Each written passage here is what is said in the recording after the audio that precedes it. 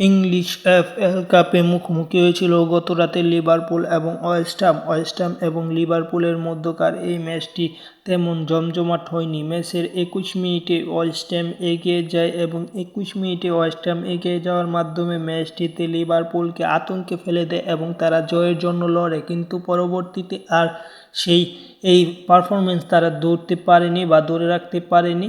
পরবর্তীতে জটার ২৫ মিনিটের গোলে এবং ৪৯ মিনিটের জোড়া গোলে ম্যাচ থেকে ছিটকে পড়ার পথে যায় ওয়েস্ট হাম। পরবর্তীতে মোহাম্মদ সালার গোলে ৭৪ মিনিটে ম্যাচে ৩-১ সমতা বা ৩-১ লিড নেয় লিভারপুল। পরবর্তীতে ৯০ মিনিট এবং ৯৩ মিনিটে গ্রেফোর্ড জোরে ম্যাচ থেকে ছিটকে যায় ওয়েস্ট হাম এবং ওয়েস্ট হামের হয়ে একটি লাল কার্ড দেখে, সেটি ৭৬ মিনিটে। তারপর থেকেই গোল ওয়েস্ট হাম আরও বেশি খায়। সব কিছু মিলে ওয়েস্ট হাম বাজে খেলে এই ম্যাচটিতে।